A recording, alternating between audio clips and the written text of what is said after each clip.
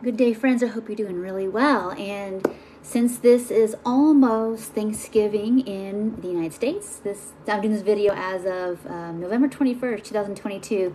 And of course, it is the time that many people here, and I'm assuming, if there's any kind of holiday that's like this in your country where the primary focus is on family and gathering and food, it's not like for other kinds of purposes except for that of course, if you're in recovery, have any kind of food challenge, restrictive eating, binge eating, you're trying to break free from healthism and the wellness culture, body image stuff, whatever it is you struggle with, that glad you're here and glad that hopefully in this session today, we're going to get down to you getting really clear about how you want to see this week go. So if this is not, this holiday doesn't pertain to you, please just save this video, download it somewhere to save for your next kind of maybe big holiday food / family gathering, and just see how it helps you prepare so you go into it a lot less activated, all right? So before we get going, my name is Tracy Brown. I am a trauma, I don't call informed, but really we do a lot of trauma work from a dietitian's perspective. And what we really care about is not people just being performative for recovery or mentally trying to do their recovery, but actually having some good enough or really good lived experiences of like, oh, I get what all these memes and podcasts and books are trying to say. Is it like every single thing you hear about could be broken down into about 50 other little bits that, if anything kind of feels like a thing in my system, a charge, that I really need to look at that versus just like kind of override it, all right? So hope that helps you. And let's just jump in and get started. So of course, if you are a newbie into, let's say, non-diet eating, you're trying to eat from hunger and fullness, we'll start with section 1 for you. So if you're actually eating enough food and having enough containment, which means that you're able to eat regularly, you set up times to eat regularly, you're trying to eat a bigger variety of food, whatever that means for you, is that you want to set up your Thursday to be really similar to that. Is like, oh, when are we going to have this thing? Is it going to be noon, 3, 6? And that helps you kind of work your way backwards as to how you would like to feed yourself the rest of the day. If you want to feel like your Thanksgiving day is out of control with food, probably the best way to accomplish that is not, is allow yourself to undereat, basically. Or allow yourself to like, well, I can't eat this because then I have to eat that later. If you get into the restrictive mindset or behaviors, you're going to have a really hard time because, of course, once you get around a bigger variety of food and you're going to want to eat it, which is really normal. It's not a lack of self-control. It's my body's hungry and I'm a human with preferences and the pie smells good and pretty normal to want to enjoy yourself. So you're going to be at war with yourself unless, step number 1, if you're eating from hunger and fullness work and you're not at a chronic energy deficit right now, you definitely want to treat this like another day, right? Where I have breakfast, and if the meal is at noon, that I have a big enough breakfast to where I'm hungry when that meal is supposed to happen, but I'm not starving. If it's going to be a different time, let's say at 2, then you want to, again, breakfast, and you might even have like an earlier or a smaller lunch if that's what you need to do to get hungry, knowing this is going to be probably a bigger meal, and you're still going to be eating later. People kind of think, I have the big meal and then I'm set for the day. I'm like, nope. You cannot get your whole day's eating in one meal and feel comfortable. People can do it. I mean, it's called intermittent fasting. They do it in 2 meals a day all the time. It doesn't mean you feel good. It just means you're restrictive and then binging and restricting and binging, and that's no good. We don't want to do that because that's not what normative eating is. So just plan. You've got your hunger, fullness signals as your ally.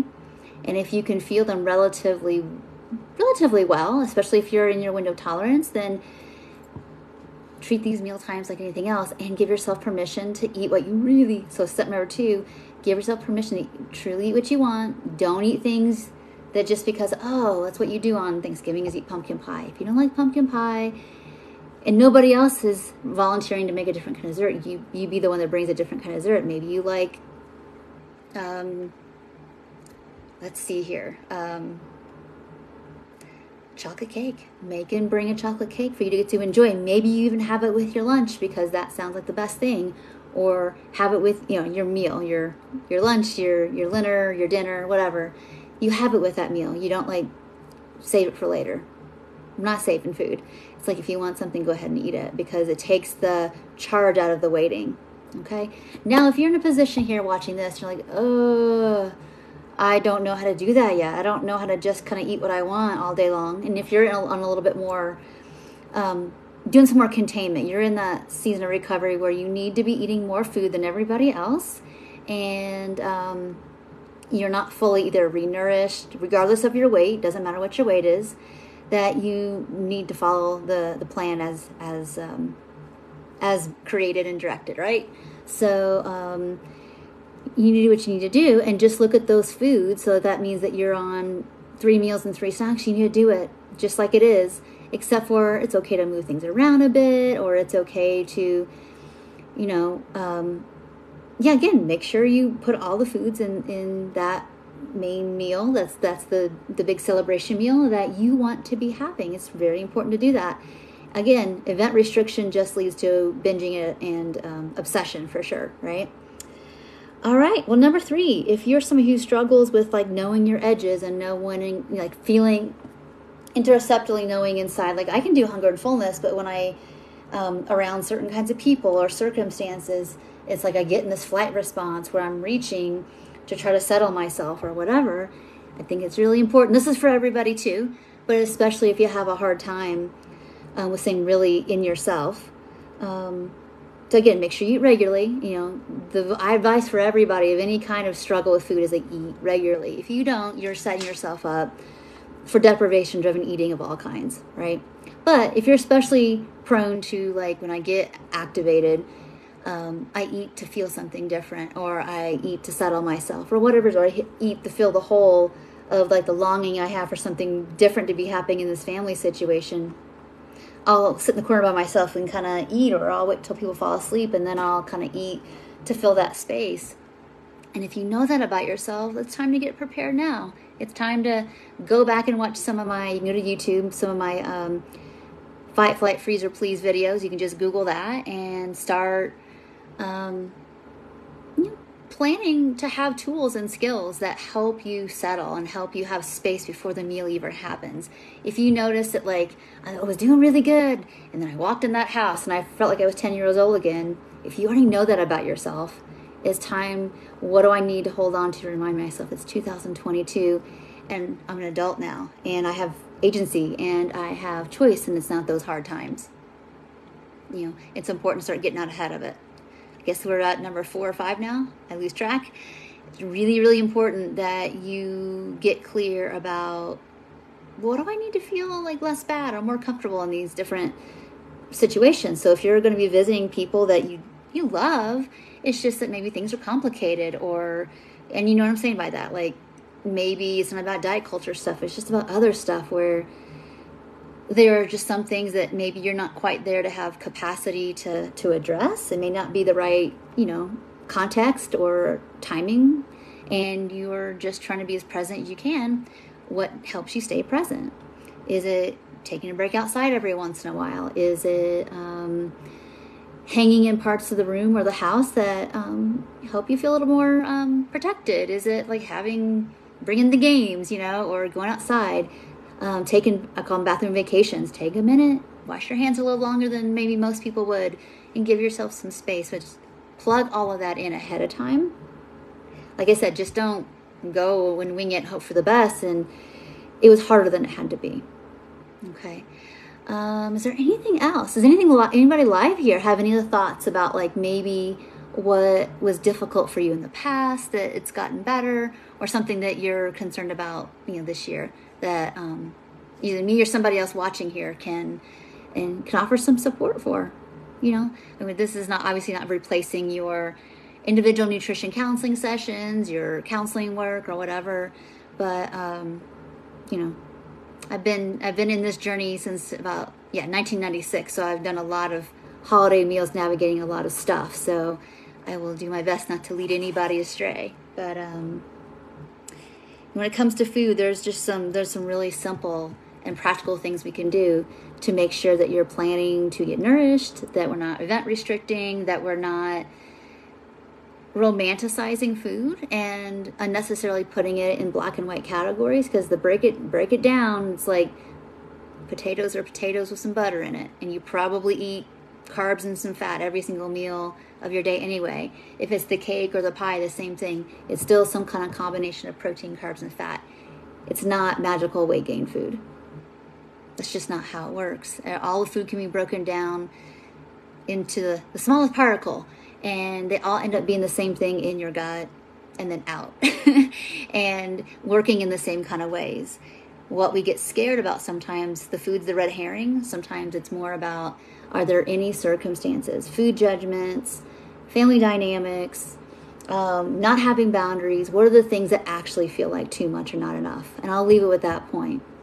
Is that get really clear before these interactions. Like, when do I want to arrive? How do I want to participate? How long? When is enough enough? Because if you can do those skills relationally, you certainly have a really good shot at doing that, obviously, with your food. All right, so I hope this was helpful. We do have a lot of this summarized plus more and deeper. I have a kind of a holiday eating guide. I didn't get a chance really to get it up as a blog post this year. Just too many balls to juggle. But I know my individual clients and our peaceful eating community people have it. But if you're someone watching this and you want access to that, just email me and I will do my best to get it out before Thursday. So if you're watching after Thursday, I'll still send it to you. But it's really important that you get that now if you're interested in it. I know I also have probably if you go on my website, on my blog, and probably search it within my blog, like holiday eating support or something like that, the paid version of it will show up. Probably the free version will show up. You can get the free version. If you want to take it on yourself to go look for it, go for it. If you don't want to do that, email me and I'll get that to you as soon as I can. So I think that's it. I hope everybody, if anybody here felt like there was some support gained, I would love to hear about it. If there's something I didn't address, I tried to kind of hit the main points. Is there something more y'all need? Oh, in terms of movement, you don't need to make up for anything. You don't need to walk to burn off calories. You don't need to go to the gym more the day before or after. There's nothing to pay penance for. There's no need to punish yourself. Food is food. And even sometimes we get a little fuller than usual, and that's okay. That's what normal eaters do that sometimes, where it's like, oh, that was so good. And it takes them a little longer to get, a little bit longer than usual to get full. And that's okay too. And that's not something you need to manipulate or you need to fix. It's all okay. So thank you all so much for watching. Again, please watch the beginning. Thank you everybody who came in the later half here. Please watch the beginning. You have some offers for some resources as well if you need help this week. So thank you all so much for watching, and I will see you in the next videos. Bye for now.